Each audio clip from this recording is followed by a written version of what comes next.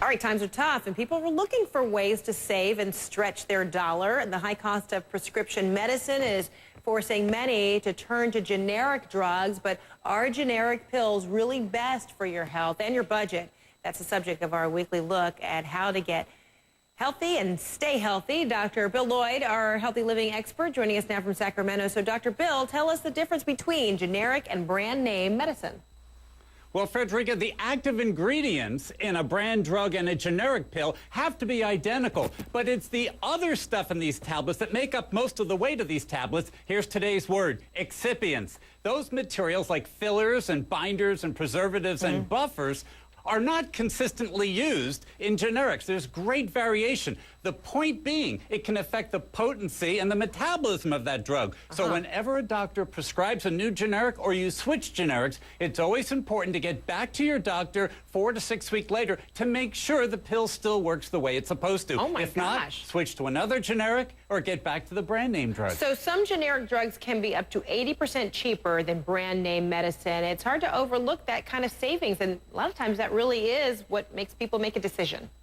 It could make a big difference, and we see the ads for $3 and $4 generics, and there's a long list of them. A lot of them are very old drugs, but you have to be careful, and if you have insurance, you want to make sure, what's my copay and what's my deductible? This is doubly important, Frederica, for Medicare recipients who are involved in Part D, that donut they talk about. It's true. Some generics may cost these people more out of their pocket than the brand name drug, so you always check beforehand. What's the difference in my out-of-pocket costs using my insurance or Medicare to get this new medication? Oh, okay. And then generic pills, usually white or pink. Any safety concerns for people when switching or considering even switching their prescription?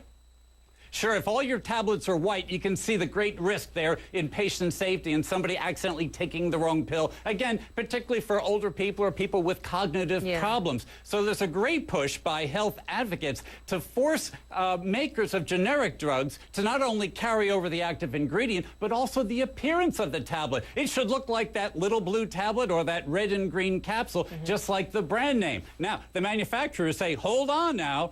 The patent may have elapsed, but not the brand of that product. And we're going to be using it for an over-the-counter remedy, or we're going to make the generic ourselves, and we want it to look like our products. You're going to have to figure out some other solution. Wow. So any other tips when deciding between generic or brand name medicine?